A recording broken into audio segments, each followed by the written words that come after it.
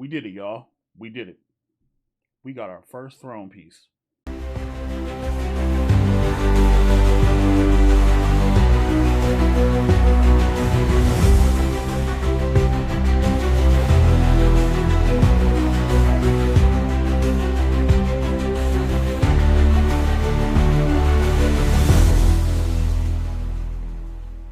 What's going on, ladies and gents? Welcome to FiguresMOAT. I am Mike Trades, and today we're going to be taking a look at the latest statue to enter my collection, the Glactus Custom. Now, first off, y'all know, do hit the like button, subscribe if you're not already, and tune in for this beautiful bean footage. And first and foremost, I want to give a shout out to Mr. X Stream Arcade channel. I did catch his video about statues that he was selling, and I got it at a really good deal. You know what I'm saying? And I picked it up. It's really nice. It came in 2 boxes. Now, when 2 boxes are 40 pounds, you just kind of like, sell it. You're like, whatever, it's not that bad. And then you open it, and you start putting the stuff together. And I gotta say, man, look, he put this together back in the packaging immaculately. Like, it looked brand new from the factory as well as his packaging. I'm sure I have footage playing right now of it being shown and whatever else. So, starting with the if I remember, the top box. This was made by Xionart. I have number 27 out of 87. So only 87 of these were made, and I've got 27. So I guess I'm in a high count. I'm in the top 33%. I don't know if that matters or if that makes a difference or whatever else, right? But the top part has the head, the legs, like pretty much all the appendages and things of that nature that you would expect to be in there on the top part.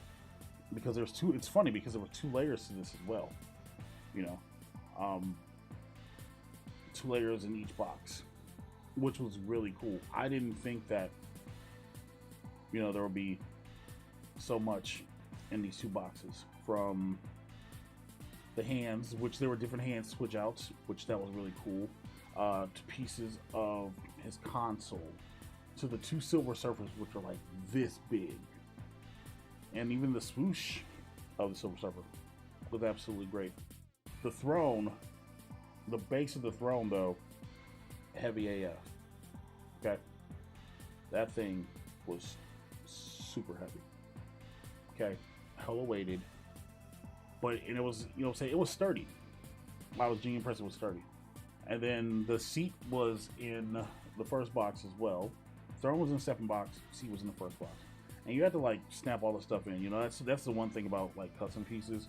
Like, there's not really instructions for you to put it together, so you have to kind of figure it out. But if you can dodge a wrench, you can dodge a ball. So if you can look at the shapes, you can figure out something goes. And some things just make sense. Chair goes on throne. Galactus butt goes on chair. Galactus body goes on top of Galactus butt. Arm goes here, arm goes there, etc., etc. I don't mean to sound like that, but it's just like, I think the most difficult part of this whole thing was the 2 little pieces, the little rebar looking things. But they were kind of painted so you can kind of see where they go as well. There were 2 switch outs for Thanos's right arm. There was a hand that's like, when his hand's sticking straight out like he's commanding Silver Surfer, and then there's another one where he's holding Silver Surfer as well. The head and the antlers, they are separate, which is cool. So the antlers stick in, and this is how I found out how tall this thing really was. This was the test. When I tried to put it on a top shelf that I shouldn't have put it on, but it's fine. Nothing's broken or anything like that. It popped out clean, thankfully, because the idea originally was to put it next to my Galactus popcorn bucket and the Galactus Lego. Did I tell you that I like Galactus? For those who are like, oh well, Galactus is weak. He gets beat up by the Fantastic Four all the time. Well, y'all better go look. Y'all better go look at the other multiverses of Galactus, bro. I'm just saying. But yeah, that's how I found out how tall it is. Okay, things a beast. It's a demon. But yeah, I'm gonna stop talking, and I'm going to let the footage speak. Okay, so this is everything that came in the box. Just want to give you guys a quick overview. Looks like a back plate, some side stuff. There's two things for the Silver Surfer, and these two bars. The boots are nice. This is a left. No, this is a right foot. Yeah, right foot. Slots inside. Don't know if they're magnetic or not yet, but that's two of those. And then there are two different hands. So one for him to be posed out like that, and then the other one to look like he's gripping something. And I'm pretty sure a Silver Surfer fits in there. So speaking of which, there are two Silver Surfers. There's one right there, and there's one right there. So I imagine this one right here grips into this hand. It does. Look at it, it's sitting majestically. These pieces, there's a part of the throne right there. Here's his legs, and here's the portrait. Let's look at the portrait real quick. Sorry, I'm freestyling this. The details are really nice. The humanoid skin looks really good. The top of it there is that, and there's inserts for the antlers, which are back there on the table. And look, if you want to turn it on, there's an on-off switch on the inside. So we flip that on, and only the ultimate nullifier can give me pause. So that's really cool. Runs on batteries. And then you guys see his life sustain machine, his chest piece, which, you know, it's pretty nice as well. You know, the body's cool and whatever else. Again, it's going to sit on the throne, so, you know, biggie. And then you see the pegs on the inside. The back, I do like the paint on this. You know, you guys can see like the brushing and the lines and the marks and stuff. So that's really freaking cool. And then pieces to the base. This looks like a streak for the Silver Surfer. Here's one part of the throne, and then there's the back of it. So we're gonna get all this stuff together. And here he is, fully assembled. And yeah, I gotta say, this thing is not only heavy, but it's huge. Okay, this thing commands a lot of space. You know, there were two alternates, so they're for the right hand. You know, there's that one, there's that pose, but he's commanding Silver Surfer and, you know, telling him to pause and all that other stuff. But then you also do have this swap out right here where he's holding him in place. You know, the pose of servitude, but this is better. A look at the portrait with the antlers on top, and there's the top of all the stuff, and you know, he looks really mechanized and whatnot. The computer, you know, I wish that this kind of lit up, but it doesn't, and that's okay too. I think it's a missed opportunity.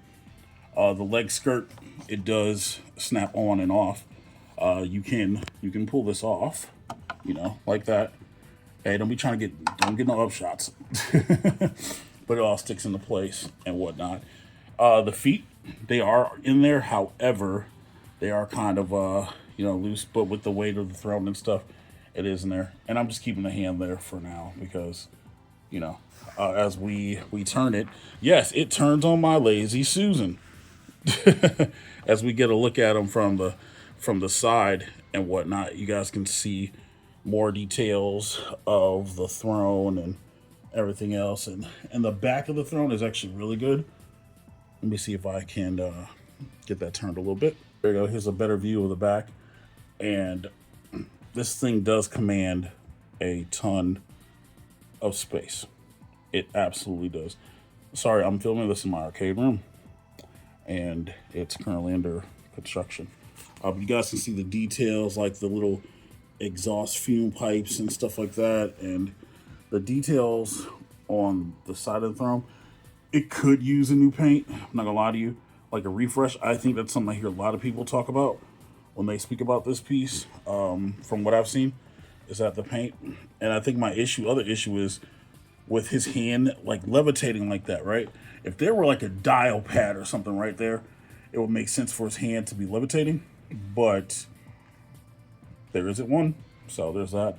but the details with the wires and the pipes and stuff, and you know, just the little fading hue to the purple. There's two pieces I still need to figure out where they go. It's actually really good, you know. And I imagine this is going to look really good with the light on, with the light in the head on, you know, with the lights off. Now that we get a better look at his face and his portrait and whatnot, you know, it actually does look really menacing. Funny enough, you swap it off and you turn it on, and you know, it looks he looks menacing enough, but yeah, I think off would be preferred. The details on his neck and his chest piece, you know, are really good. He even has the details on his back, and I think I showed that when I showed the body. But he does have the details on his back as well. And then again, just the mechanical parts and whatever else. Silver Surfer himself, for all things considered, he looks really good on his board. And I do enjoy the fact, I do enjoy the swoosh, where it looks like he's just oozing power cosmic. You know, he's literally oozing that power out as he surfs for Galactus, as he gets ready to go either find another planet or rebel again. And there he is, all blacked out. You don't see anything with his eyes, but yeah, looks really good. Overall, I'm really happy with the way this came out. You know, shout out to Mr. X Stream Channel for getting this up out of his collection. It is really good. I'm gonna try to go put this on a shelf now. But yeah, you guys let me know what you think in the comments. I'm like, well, Trace, FiguresMOAT. If you guys want to see more Galactus stuff, hey, check out the popcorn bucket. Anyway, I'll catch you guys on the next one. Deuces, ooses.